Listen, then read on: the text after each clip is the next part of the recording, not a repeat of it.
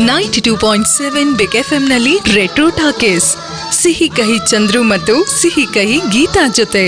ತಾಯಿ ಶಾರದೆ ಲೋಕ ಪೂಜಿತೆ ಜ್ಞಾನದಾತೆ ನಮೋಸ್ತುತೆ, ಪ್ರೇಮದಿಂದಲೇ ಹರಸು ಮಾತೆ ನೀಡು ಸನ್ಮತಿ ಸೌಖ್ಯದಾತೆ ಅಂತ ಅದ್ಭುತವಾದ ಹಾಡು. ಇವತ್ತು ಸರಸ್ವತಿ ಪೂಜೆ ದಿನ ಇದನ್ನು ಸ್ತುತಿ ಮಾಡ್ತಾ ಇದ್ರೆ ಒಳ್ಳೆಯ ಜ್ಞಾನ ಅರ್ಜನೆ ಆಗ್ತಾ ಇತ್ತು ಅನ್ಸುತ್ತೆ. ಮಾಡದೆ ಗಂಟಲು ಕೂಡ ಹಾಳಾಗಿದೆ. ಒಂದು ಸಿಂಪಲ್ ಆಗಿರೋ ಸರಸ್ವತಿ ಮಂತ್ರ ಹೇಳ್ಕೊಡ್ತೀನಿ, ಕಲ್ತ್ಕೋ. ಸರಸ್ವತಿ ನಮಸ್ತುಭ್ಯಂ, ಸರಸ್ವತಿ ನಮಸ್ತುಭ್ಯಂ, ವರದೆಯೇ ಕಾಮರೂಪಿಣಿ, ವರದೆ ಕಾಮರೂಪಿಣಿ, ವಿದ್ಯಾರಂಭಂ ಕರಿಷ್ಯಾಮಿ, ವಿದ್ಯಾರಂಭಂ ಕರಿಷ್ಯಾಮಿ, ಸಿದ್ಧಿರ್ಭವತು ಮೇ ಸದಾ, ಸಿದ್ಧಿರ್ಭವತು ಮೇ ಸದಾ. ಅರ್ಥ ಆಯ್ತಾ? ದಿನ ಈ ಮಂತ್ರನ ಹೇಳಿದ್ರೆ ನಾಲ್ಗೆ ಶುದ್ಧಿ ಆಗತ್ತೆ, ಮತ್ತೆ ಎಲ್ಲಕ್ಕಿಂತ ಮುಖ್ಯವಾಗಿ ಜ್ಞಾನ ಬೆಳೆಯುತ್ತೆ. ಓಹೋ, ಸಹವಾಸ ಮಾಡಿ ಜ್ಞಾನಾರ್ಜನೆ ಬಹಳಷ್ಟಾಗಿದೆ. ಓಕೆ, ಅಲ್ಲ ಇವತ್ತು ಸರಸ್ವತಿ ಪೂಜೆ ಅಂತಾರೆ, ವರ್ಷಕ್ಕೆ ಒಂದು ಸಲ ಆದ್ರೂ ಸರಸ್ವತಿಯ ಪೂಜೆನ ಮಾಡ್ತೀವಿ ಅಂತ ಅನ್ಕೋಬೇಡಿ, ನಾವು ಪ್ರತಿದಿನ ಪೂಜೆನ ಮಾಡ್ತೀವಿ. ದಸರಾ ಹಬ್ಬದಲ್ಲಿ ಸರಸ್ವತಿ ಪೂಜೆಗೆ ಬಹಳ ಶ್ರೇಷ್ಠವಾದಂತಹ ಒಂದು ಮಹತ್ವ ಇದೆ. ಯಾಕೆಂದರೆ ಯಾವ ರೀತಿ ನಾವು ದಸರಾ ಹಬ್ಬ ಆಚರಣೆ ಮಾಡುವಾಗ ನಾವು ಆಯುಧಗಳನ್ನು ಪೂಜೆ ಮಾಡ್ತೀವೋ, ಯಾವ ರೀತಿ ನಾವು ವಿಜಯವನ್ನು ಸಂಭ್ರಮಿಸ್ತೀವೋ, ಅದೇ ರೀತಿ ಜ್ಞಾನವನ್ನು ಕೂಡ ಸಂಭ್ರಮಿಸಬೇಕು ಅಂತ ಹೇಳಿ ದಸರಾ ಸಮಯದಲ್ಲಿ ಒಂದು ಅದ್ಭುತವಾದಂಥ ಕಾರ್ಯವನ್ನು ಎಲ್ಲರೂ ಮಾಡ್ತಾರೆ. ಅಂದರೆ ಪುಸ್ತಕಗಳಿಗೆ ಪೂಜೆ ಮಾಡಿ ತಾಯಿ ಸರಸ್ವತಿ ಒಲಿಯಮ್ಮ ನಮಗೆ ಅಂತ ಪ್ರಾರ್ಥನೆ ಮಾಡ್ತಾರೆ. ಈ ಪ್ರತಿ ದಸರಾ ಅಂತ ಶುರು ಆದಾಗ್ಲಿಂದ ನಮಗೆ ಚೈಲ್ಡ್ಹುಡ್ ಮೆಮೊರೀಸ್ ತುಂಬ ಕಾಡುತ್ತೆ. ಏನಂದರೆ ಅವಾಗೆಲ್ಲ ದಿನ ಹೊತ್ತು ಓದಿಸೋರು, ದಿನ ಸಂಜೆ ಹೊತ್ತು ಇಷ್ಟು ಗಂಟೆಯಿಂದ ಇಷ್ಟು ಗಂಟೆ ಓದ್ಕೋಬೇಕು ಅಂತ. ಈ ದಸರಾ ಹಬ್ಬದ ಟೈಮಲ್ಲಿ ರಜಾ ಬಂದ್ಬಿಡೋದಲ್ಲ, ಅಲ್ಲಿ ಇಲ್ಲಿ ಓಡಾಡಬೇಕು. ಸೊ ಸರಸ್ವತಿ ಪೂಜೆ ಬಂತು ಅಂದರೆ ಆ ಪುಸ್ತಕಗಳನ್ನ ಇಟ್ಟು ಪೂಜೆ ಮಾಡೋದ್ರಿಂದ ದಿನ ಯಾವುದು ಓದು ಅಂತ ಫೋರ್ಸ್ ಮಾಡ್ತಾರೋ ಆ ಪುಸ್ತಕಗಳನ್ನೆಲ್ಲ ತೊಗೊಳಕ್ಕೆ ಕೊಟ್ಬಿಡ್ತಾ ಇದ್ವಿ ನಾವೆಲ್ಲ. ಇಟ್ಬಿಟ್ಟು ಅಯ್ಯೋ ಇಲ್ಲ ಪೂಜೆಗೆ ಇಟ್ಟಿದ್ದೀವಲ್ಲ ಪುಸ್ತಕ ಅಂತ. ನಾವು ಇಡೀ ವಾರ 92.7 ಬಿಗ್ ಎಫ್ ಎಂ ರೆಟ್ರೋ ಟಾಕೀಸಲ್ಲಿ ಮೈಸೂರು ದಸರಾ ಸ್ಪೆಷಲ್ ಮಾಡ್ತಾ ಇದ್ದೀವಿ.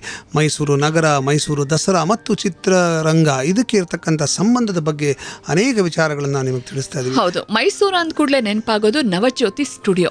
ಈ ಸ್ಟುಡಿಯೋ ಕನ್ನಡ ಚಿತ್ರರಂಗವನ್ನು ಮೈಸೂರಿಗೆ ತಂದಂಥ ಕಥೆಯನ್ನು ನಾವು ಈಗಾಗಲೇ ನಿಮಗೆ ಹೇಳಿದ್ದೀವಿ. ಈ ಸ್ಟುಡಿಯೋದಂತೆಯೇ ಮೈಸೂರಿನಲ್ಲಿ ಶೂಟಿಂಗ್ ಆದ ಚಟುವಟಿಕೆಯನ್ನು ತಂದಿದ್ದು ಪ್ರೀಮಿಯರ್ ಸ್ಟುಡಿಯೋ. ಇದಕ್ಕೆ ಕಾರಣವಾಗಿದ್ದು ಕೂಡ ಒಂದು ಹಾಲಿವುಡ್ ಸಿನಿಮಾ ಅಂದರೆ ನಿಮಗೆ ಆಶ್ಚರ್ಯ ಆಗ್ಬೋದು. ಹ್ಯಾರಿ ಬ್ಲ್ಯಾಕ್ ಆ್ಯಂಡ್ ಟೈಗರ್ ಅನ್ನೋ ಹಾಲಿವುಡ್ ಸಿನಿಮಾ. ಸ್ಟೀವರ್ಟ್ ಗ್ಯಾನ್ಸರ್ ಈ ಚಿತ್ರದ ನಾಯಕರು. ಈ ಚಿತ್ರದ ಚಿತ್ರೀಕರಣ ಪೂರ್ತಿಯಾಗಿ ನಡೆದಿದ್ದು ಮೈಸೂರಿನ ಹತ್ತಿರ ಇರುವಂತಹ ಕಾಕನಕೋಟೆ, ರಂಗನತಿಟ್ಟು ಈ ಜಾಗದಲ್ಲಿ. ಟೆಕ್ನಿಷಿಯನ್ಸ್ ಗ್ರೂಪ್ ಎಲ್ಲರೂ ಕೂಡ ಪ್ರತಿ ದಿವಸ ಮೈಸೂರಿನ ರಾಮಾನುಜ ರಸ್ತೆಯಲ್ಲಿರೋ ಎಲೆ ತೋಟದಲ್ಲಿ ಹಾದು ಹೋಗೋದನ್ನ ಒಬ್ಬರು ಉತ್ಸಾಹಿ ಯುವಕರು ಗಮನಿಸ್ತಾ ಇದ್ರು. ಅದೇ ಪ್ರೇರಕ ಶಕ್ತಿಯಾಗಿ ಮೈಸೂರಿನಲ್ಲಿ ಹಾಲಿವುಡ್ ಮಟ್ಟದ ಸ್ಟುಡಿಯೋ ಕಟ್ಟೋ ಕನಸನ್ನ ಅವರು ಕಂಡ್ರು. ಅವರು ಯಾರು ಅದರ ಬಗ್ಗೆ ನಾವು ನಿಮ್ಗೆ ತಿಳಿಸ್ತೀವಿ. ಒಂದು ವಿರಾಮದ ನಂತರ ಕೇಳ್ತಾರಿ 92.7 ಬಿಗ್ ಎಫ್ ಎಂ ಅಲ್ಲಿ ರೆಟ್ರೋ ಟಾಕೀಸ್, ಬೆಳ್ಳಿ ತೆರೆಯ ಬಂಗಾರದ ಕಥೆಗಳು. ಅಂದಿಗೂ ಹಿಟ್, ಎಂದೆಂದಿಗೂ ಹಿಟ್. 92.7 ಬಿಗ್ ಎಫ್ ಎಂನಲ್ಲಿ ರೆಟ್ರೋ ಟಾಕೀಸ್ ಸಿಹಿ ಕಹಿ ಚಂದ್ರು ಮತ್ತು ಸಿಹಿ ಕಹಿ ಗೀತಾ ಜೊತೆ. 92.7 ಬಿಗ್ ಎಫ್ ಎಂ ಅಲ್ಲಿ ನೀವು ಕೇಳ್ತಿದ್ದೀರಾ ಮೈಸೂರು ದಸರಾ ಸ್ಪೆಷಲ್. ನಮ್ಮ ರೆಟ್ರೋ ಟಾಕೀಸಲ್ಲಿ ನಾವು ಬಸವರಾಜಯ್ಯ ಅವರು ಕಟ್ಟಿದಂಥ ಸ್ಟುಡಿಯೋ ಬಗ್ಗೆ ಮಾತಾಡ್ತಿದ್ವಿ. ಅವರು ಚಿತ್ರೀಕರಣ ಮಾಡಿದಂಥ, ಪ್ರೊಡಕ್ಷನ್ ಮಾಡಿದಂಥ ಸಿನಿಮಾಗಳ ಬಗ್ಗೆ ಮಾತಾಡ್ತಿದ್ವಿ. ಬಸವರಾಜಯ್ಯನವರು ನಿರ್ಮಿಸಿದಂಥ ಇನ್ನೊಂದು ಚಿತ್ರ ಅಂದರೆ ಕಚದೇವಯಾನಿ ಅಂತ. KS ಅಶ್ವಥ್ ಮತ್ತು B ಸರೋಜಾದೇವಿಯವರು ಈ ಚಿತ್ರದಲ್ಲಿ ಮೇನ್ ಪಾತ್ರಗಳನ್ನು ವಹಿಸಿದ್ರು. ಸುಬ್ರಹ್ಮಣ್ಯ ಅವರೇ ಈ ಸಿನಿಮಾನು ಕೂಡ ನಿರ್ದೇಶನ ಮಾಡಿದ್ರು. ಈ ಚಿತ್ರ ಕೂಡ ಮೈಸೂರಿನ ಪ್ರೀಮಿಯರ್ ಸ್ಟುಡಿಯೋದಲ್ಲಿ ಶೂಟಿಂಗ್ ನಡೀತು. ಆದರೆ ಇದು ಯಾವ ರೀತಿಯಲ್ಲೂ ಕೂಡ ಮೈಸೂರಲ್ಲೇ ಶೂಟಿಂಗ್ ನಡೆಯೋದಕ್ಕೆ ಅಥವಾ ಸ್ಟುಡಿಯೋದಲ್ಲಿ ಶೂಟಿಂಗ್ ನಡೆಯೋದಕ್ಕೆ ಪ್ರೇರಣೆಯನ್ನ ನೀಡಲಿಲ್ಲ. ಬೇರೆ ಚಿತ್ರ ನಿರ್ಮಾಪಕರು ಮಾಡಕ್ಕೆ ಇಲ್ಲಿಗೆ ಬರಲಿಲ್ಲ. ಆದರೆ ಪರಿಸ್ಥಿತಿ ಮುಂಚೆಗಿಂತ ಸುಧಾರಿಸ್ತು ಅಂತಾನೆ ಹೇಳಬೇಕು. ಯಾಕೆಂದ್ರೆ ಬೇರೆ ಭಾಷೆಯ ಸಿನಿಮಾಗಳು ಇಲ್ಲಿ ಶೂಟಿಂಗ್ ಮಾಡೋದಕ್ಕೆ ಬಂದವು. ರಮೇಶ್ ಸೈಗಲ್ ನಿರ್ದೇಶನ ಮಾಡಿದಂಥ ಶೋಲಾ ಔರ್ ಶಬನಂ ಈ ಸಿನಿಮಾ ಕೂಡ ಇಲ್ಲಿ ಮೊಟ್ಟ ಮೊದಲ ಬಾರಿಗೆ ಶೂಟ್ ಮಾಡಿದಂಥ ಹಿಂದಿ ಚಿತ್ರ.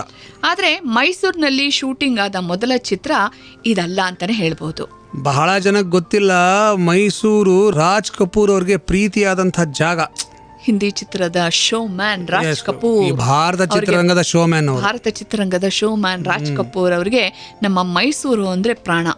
ಇಲ್ಲಿ ಏಪ್ರಿಲ್ ತಿಂಗಳಲ್ಲಿ ಅರಳುವಂಥ ಕೆಂಪು ಹೂವನ್ನು ಅವರು ಎಲ್ಲ ಸಿನಿಮಾಗಳಲ್ಲೂ ಕಾಣಬಹುದು.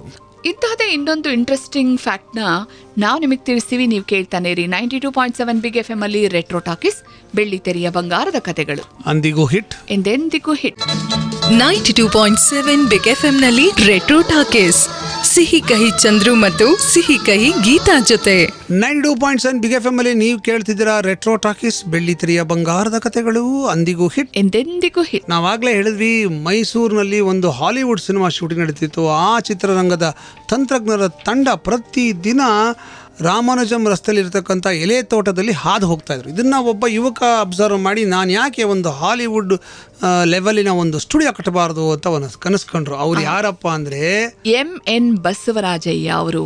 ಹಾಲಿವುಡ್ ಶೂಟಿಂಗ್ ಅನ್ನ ನೋಡಿ ಅದೇ ಮಟ್ಟದ ಸ್ಟುಡಿಯೋ ನಾವು ಇಲ್ಲಿ ಮಾಡಬೇಕು ಅಂತ ಕನಸು ಕಂಡವರು. ಅವರ ಕನಸು ಕಂಡಿದ್ದು, ಅವರು ಕನಸು ಕಂಡಿದ್ದು ಮಾತ್ರ ಅಲ್ಲ, ಅದನ್ನು ಆದಷ್ಟು ಬೇಗ ನನಸು ಕೂಡ ಮಾಡೇ ಬಿಟ್ರು. 1954 ಇಸ್ವಿ ಜೂನ್ 6ನೇ ತಾರೀಕು ಪ್ರೀಮಿಯರ್ ಸ್ಟುಡಿಯೋನ ಆಗಿನ ಮೈಸೂರು ರಾಜ್ಯದ ಮುಖ್ಯಮಂತ್ರಿ ಕೆಂಗಲ್ ಹನುಮಂತಯ್ಯ ಅವರು ಉದ್ಘಾಟಿಸಿದ್ರು. ಆದರೆ ಸ್ಟುಡಿಯೋದಲ್ಲಿ ಚಿತ್ರೀಕರಣ ಮಾಡೋದಕ್ಕೆ ಯಾರೂ ಬರಲಿಲ್ಲ. ಎಷ್ಟೇ ಪ್ರಚಾರ ಮಾಡಿದ್ರೂ ಪ್ರಯೋಜನವಾಗಲಿಲ್ಲ. ಕೊನೆಗೆ ಬೇರೆ ದಾರಿಗೆ ಗೊತ್ತಾಗದೆ ಬಸವರಾಜಯ್ಯನವರು ನಾನೇ ಒಂದು ಶೂಟಿಂಗ್ ಅಂದರೆ ಒಂದು ಸಿನಿಮಾನ ತಯಾರು ಮಾಡಬೇಕು ಅದೇ ಆ ಸ್ಟುಡಿಯೋದಲ್ಲಿ ಅಂತ ಒಂದು ಚಿತ್ರವನ್ನು ನಿರ್ಮಾಣ ಮಾಡಿದ್ರು. ಸ್ತ್ರೀ ರತ್ನ ಅನ್ನುವ ಹೆಸರಿನ ಈ ಚಿತ್ರದ ಮೂಲಕ KS ಅಶ್ವಥ್ ಕನ್ನಡ ಚಿತ್ರರಂಗಕ್ಕೆ ಬಂದರು. KS ಅಶ್ವಥ್ ಅವರ ಮೊಟ್ಟ ಮೊದಲ ಚಿತ್ರ ಸ್ತ್ರೀ ರತ್ನ. ಸೂಪರ್ ಅಲ್ವಾ?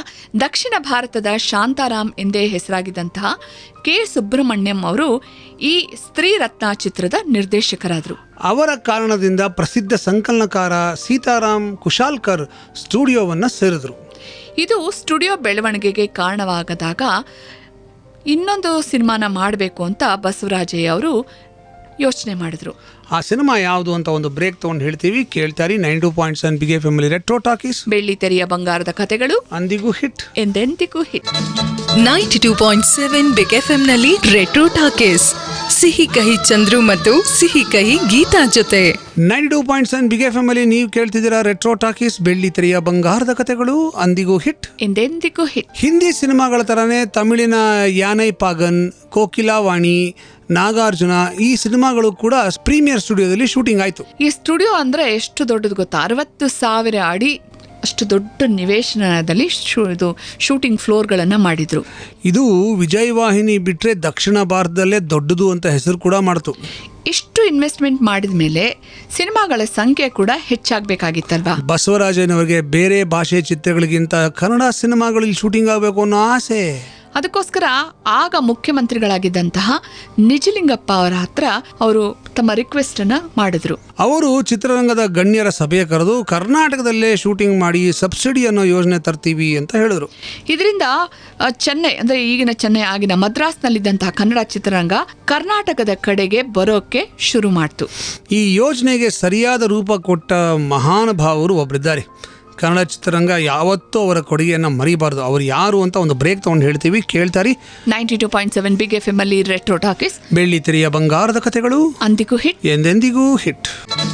92.7 ಬಿಗ್ FM ನಲ್ಲಿ ರೆಟ್ರೋ ಟಾಕೀಸ್, ಸಿಹಿ ಕಹಿ ಚಂದ್ರು ಮತ್ತು ಸಿಹಿ ಕಹಿ ಗೀತಾ ಜೊತೆ.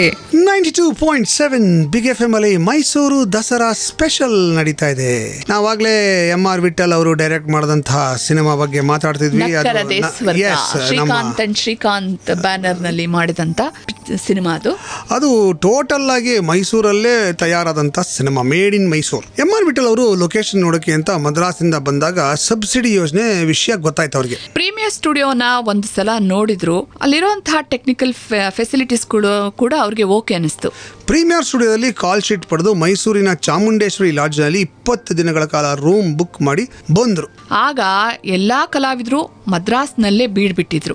ಹೀಗೆ ಮಾಡೋದು ಅವ್ರಿಗೆ ಅನಿವಾರ್ಯ ಕೂಡ ಆಗಿತ್ತು. ಬಿಕಾಸ್ ಎಲ್ಲಾ ಶೂಟಿಂಗ್ಗಳು ಚೆನ್ನೈನಲ್ಲೇ ನಡೀತಾ ಇದ್ದಿದ್ದರಿಂದ ಅಲ್ಲೇ ಅವರು ಬಿಡ್ಬೇಕಾದಂತ ಪರಿಸ್ಥಿತಿ. ಸಂಸಾರ ಸಮೇತರಾಗಿ ಕೂಡ ಹಲವಾರು ಕಲಾವಿದರು ಚೆನ್ನೈನಲ್ಲೇ ಸೆಟ್ಲ್ ಆಗಿ ಈಗ ಅವರೆಲ್ಲ ಮೈಸೂರಿಗೆ ಬಂದರೆ ಮೈಸೂರಲ್ಲಿ ಉಳಿಯೋಕೆ ಜಾಗ ಬೇಕಲ್ಲ, ಅದಕ್ಕೆ ಚಾಮುಂಡೇಶ್ವರಿ ಲಾಡ್ಜಲ್ಲಿ ಅವ್ರಿಗೆ ರೂಮ್ ಬುಕ್ ಮಾಡಿದ್ರು.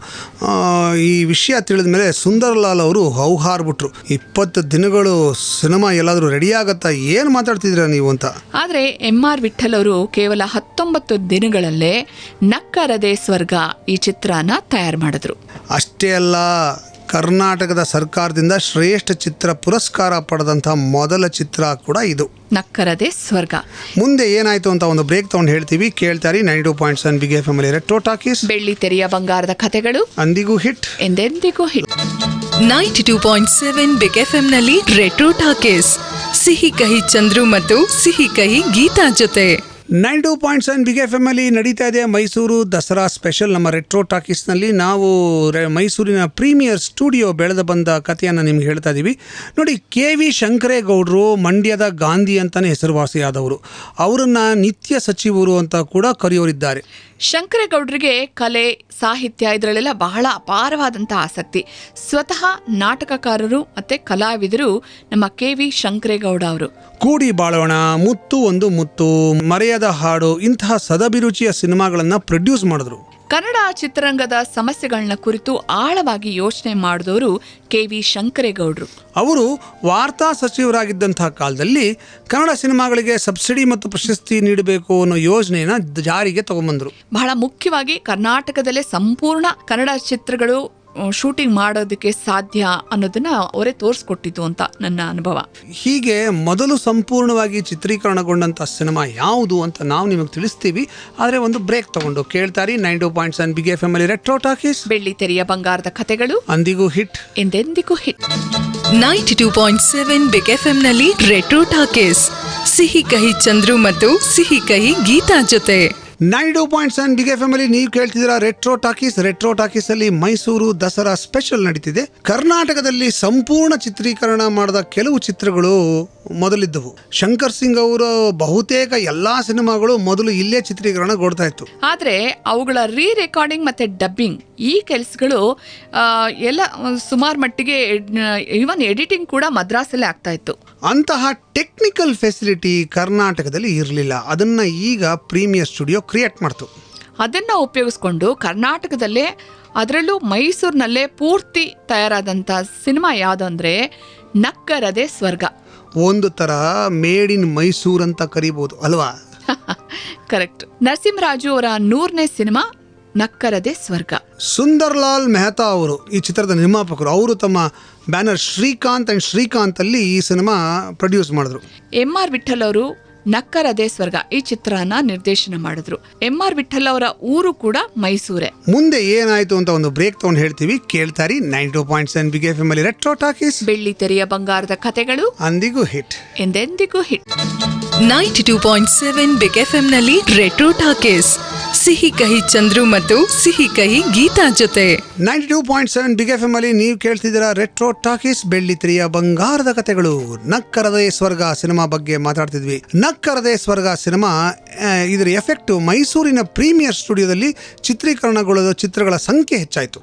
ಕನ್ನಡ ಅಷ್ಟೇ ಅಲ್ಲ, ತೆಲುಗು, ತಮಿಳು ಈ ಭಾಷೆಯ ಚಿತ್ರಗಳು ಕೂಡ ಮೈಸೂರಿನ ಪ್ರೀಮಿಯರ್ ಸ್ಟುಡಿಯೋದಲ್ಲಿ ಚಿತ್ರೀಕರಣಗೊಳ್ಳೋದಕ್ಕೆ ಶುರು ಮಾಡಿತು. ಜಯ ವಿಜಯ ಚಿತ್ರದ ಮುಹೂರ್ತಕ್ಕೆ ಬಂದಿದ್ದಂಥ NT ರಾಮರಾವ್ ಅವರು ಇಲ್ಲಿನ ಸೌಲಭ್ಯಗಳನ್ನು ಮೆಚ್ಚಿ ತಮ್ಮ ಚಿತ್ರಗಳ ಚಿತ್ರೀಕರಣವನ್ನು ಇಲ್ಲೇ ನಡೆಸಬೇಕು ಅಂತ ಡಿಸೈಡ್ ಮಾಡಿದ್ರು. ಅಷ್ಟೇ ಅಲ್ಲ, ಮುಂಬೈನ ನಿರ್ಮಾಪಕ ನಿರ್ದೇಶಕರುಗಳು ಕೂಡ ಪ್ರೀಮಿಯರ್ನ 2 ಫ್ಲೋರ್ಗಳನ್ನು ಗುತ್ತಿಗೆಗೆ ಪಡ್ಕೊಂಡ್ರು. ವರ್ಷಕ್ಕೆ 2 ಹಿಂದಿ ಚಿತ್ರಗಳನ್ನಾದರೂ ಮೈಸೂರಲ್ಲಿ ಚಿತ್ರೀಕರಿಸಬೇಕು ಅಂತ ಸಂಕಲ್ಪ ಮಾಡಿದ್ರು. ಅದರ ಹಾಗೆ ಮೋಮ್ ಕಿ ಗುಡಿಯಾ ಮತ್ತೆ ಅನ್ಪಡ್ ಈ ಸಿನಿಮಾಗಳು ಮೈಸೂರಿನಲ್ಲೇ ನಿರ್ಮಾಣಗೊಂಡಿತು. 1974 ಏಪ್ರಿಲ್, ಮೇ, ಜೂನ್ 3 ತಿಂಗಳಲ್ಲಿ ಮೈಸೂರಿನಲ್ಲಿ ವಿವಿಧ ಭಾಷೆಗಳ ಒಟ್ಟು 170 ಸಿನಿಮಾಗಳು ಪ್ರೊಡ್ಯೂಸ್ ಆಯಿತು. ಬಿಗಿನಿಂಗ್ ಅಲ್ಲಿ ಅಷ್ಟು ಕಷ್ಟ 3 ತಿಂಗಳಲ್ಲಿ. ಆಗ ಮೈಸೂರಿಗೆ ಕರ್ನಾಟಕದ ಹಾಲಿವುಡ್ ಅಂತ ಹೆಸರು ಕೂಡ ಬಂತು. ಮುಂದೇನಾಯ್ತು ಅಂತ ಒಂದು ಬ್ರೇಕ್ ತಗೊಂಡು ಹೇಳ್ತೀವಿ, ಕೇಳ್ತಾರೆ 92.7 ಬಿಗ್ ಎಫ್ ಎಂ ಅಲ್ಲಿ ರೆಟ್ರೋ ಟಾಕೀಸ್. ಬೆಳ್ಳಿ ತೆರೆಯ ಬಂಗಾರದ ಕಥೆಗಳು ಅಂದಿಗೂ ಹಿಟ್, ಎಂದೆಂದಿಗೂ ಹಿಟ್. 92.7 ಬಿಗ್ ಎಫ್ಎಂ ನಲ್ಲಿ ರೆಟ್ರೋ ಟಾಕೀಸ್, ಸಿಹಿ ಕಹಿ ಚಂದ್ರು ಮತ್ತು ಸಿಹಿ ಕಹಿ ಗೀತಾ ಜೊತೆ. 92.7 ಬಿಗ್ ಎಫ್ ಎಂ ಅಲ್ಲಿ ನೀವು ಕೇಳ್ತಿದ್ದೀರಾ ರೆಟ್ರೋ ಟಾಕೀಸ್. ಬೆಳ್ಳಿ ತೆರೆಯ ಬಂಗಾರದ ಕಥೆಗಳು. ಅಂದಿಗೂ ಹಿಟ್, ಎಂದೆಂದಿಗೂ ಹಿಟ್. ಲೈಫ್ ಅಂದ್ರೆ ಹಿಂಗೆ ಚಂದ್ರು, ಎಲ್ಲ ಚೆನ್ನಾಗಿದ್ದಾಗ್ಲೇ ಸ್ವಲ್ಪ ಏರ್ತಾ ಇದ್ದಾಗ್ಲೇ ಇಳಿವು ಕಾಣ್ತಾ ಇರುತ್ತೆ ಒಂದ್ ಕಡೆಯಿಂದ ಅಲ್ವಾ. ಬೇರೆ ತೊಂದರೆಗಳು ಶುರುವಾಯ್ತು. ಏನಂದ್ರೆ ಎಲ್ಲ ಚೆನ್ನಾಗಿತ್ತು, ಆದ್ರೆ ಪ್ರೀಮಿಯರ್ ಸ್ಟುಡಿಯೋದಲ್ಲಿ ಕಾರ್ಮಿಕರ ಸಮಸ್ಯೆ ಶುರುವಾಯಿತು. ರಾಜ್ಕುಮಾರ್ ಅವ್ರ ಜೊತೆಗೆ ಬಸವರಾಜಯ್ಯನವರಿಗೆ ಮೂಡಿದ ಮನಸ್ತಾಪ ಕೂಡ ಕನ್ನಡ ಚಿತ್ರರಂಗ ಮೈಸೂರಿನಿಂದ ಹೊರ ಹೋಗೋದಿಕ್ಕೆ ಕಾರಣ ಆಯಿತು ಅಂತ ಕೂಡ ಕೆಲವರು ಹೇಳ್ತಾರೆ. ಇದರ ಜೊತೆಗೆ ಬೆಂಗಳೂರಲ್ಲಿ ತ್ವರಿತ ವಿಮಾನ, ರೈಲು ಈ ಎಲ್ಲ ಸೌಕರ್ಯಗಳಿದ್ವು. ನಿರ್ಮಾಪಕರು ಆ ಕಡೆ ಮುಖ ಮಾಡಿದ್ರು. 1989 ಇಸ್ವಿ ಫೆಬ್ರವರಿ 8ನೇ ತಾರೀಕು ರಾತ್ರಿ 9:25 ಮೈಸೂರಿನ ಪಾಲಿಗೆ ದುರಂತದ ಸಮಯ ಆಯಿತು. ಸ್ವೋರ್ಡ್ ಆಫ್ ಟಿಪ್ಪು ಸುಲ್ತಾನ್ ಈ ಸಿನಿಮಾದ ಶೂಟಿಂಗ್ ನಡೀತಾ ಇರೋಂಥ ಸಂದರ್ಭದಲ್ಲಿ ಪ್ರೀಮಿಯರ್ನ ಸಿ ಫ್ಲೋರ್ಗೆ ಬೆಂಕಿ ಹತ್ಕೊಂಡ್ಬಿಡ್ತು. ಆ ಅಗ್ನಿ ದುರಂತದಲ್ಲಿ ಎಲ್ಲ ನಾಶವಾಗೋಯ್ತು. ಪಾಕೀಜಾ ಖ್ಯಾತಿ ಕಲಾ ನಿರ್ದೇಶಕ ಕಾರ್ಲೇಕರ್ ಮತ್ತು ಮೈಸೂರಿನವರೇ ಆದ 25 ಕಾರ್ಮಿಕರು ಈ 1989 ಫೆಬ್ರವರಿ 8ನೇ ತಾರೀಕು ರಾತ್ರಿ 9:25 ನಡೆದಂತಹ ಈ ಬೆಂಕಿ ಆಕಸ್ಮಿಕದಲ್ಲಿ ಮಡಿದ್ರು. ಪ್ರೀಮಿಯರ್ ಸ್ಟುಡಿಯೋ ಇತಿಹಾಸದ ಪುಟಗಳನ್ನು ಸೇರ್ಕೊಂಡ್ಬಿಡ್ತು. ಫ್ಲೋರ್ಗಳೆಲ್ಲವೂ ಗೋಡೌನ್ಗಳಾದವು. ವಿಶ್ರಾಂತಿ ಗೃಹಗಳು, ವಿದ್ಯಾರ್ಥಿ ನಿಲಯ ಆಯಿತು. ಉಳಿದ ಭಾಗ ಚಿತ್ರರಂಜನ್ ಅನ್ನೋ ಹೋಟೆಲ್ ಆಯಿತು. ಇಲ್ಲಿಂದ ಒಂದು ರೀತಿಯಲ್ಲಿ ಕನ್ನಡ ಚಿತ್ರರಂಗ ಮೈಸೂರಿಂದ ದೂರವಾಯಿತು. ಹೀಗಿದ್ರೂ ನಾಳೆ ಕೂಡ ಮೈಸೂರಿನ ಬಗ್ಗೆ ನಿಮಗೆ ಇನ್ನಷ್ಟು ಇಂಟ್ರೆಸ್ಟಿಂಗ್ ಕಥೆಗಳನ್ನ ಹೇಳೋದಕ್ಕೆ ನಾವು ಬರ್ತೀವಿ. ಈಗ ಪಾನಿಪುರಿ ತಿನ್ನಕ್ಕೆ ಹೋಗ್ತೀವಿ. ಸದ್ಯಕ್ಕೆ ರಾಕ್ ಸ್ಟಾರ್ ರೋಹಿತ್ ಮತ್ತು ರ್ಯಾಪಿಡ್ ರಶ್ಮಿ ಬರ್ತಾರೆ. ಟೇಕ್ ಇಟ್ ಈಸಿ ಶುರು ಮಾಡ್ತಾರೆ. ನೀವು 30 ನಿಮಿಷಗಳ non stop back to back ಹಾಡುಗಳನ್ನ ಕೇಳಿ. ಕೇಳ್ತಿದ್ದೀರಾ 92.7 ಬಿಗ್ ಎಫ್ಎಂ ಅಲ್ಲಿ ರೆಟ್ರೋ ಟಾಕೀಸ್. ಬೆಳ್ಳಿ ತೆರೆಯ ಬಂಗಾರದ ಕಥೆಗಳು ಅಂದಿಗೂ ಹಿಟ್, ಎಂದೆಂದಿಗೂ ಹಿಟ್.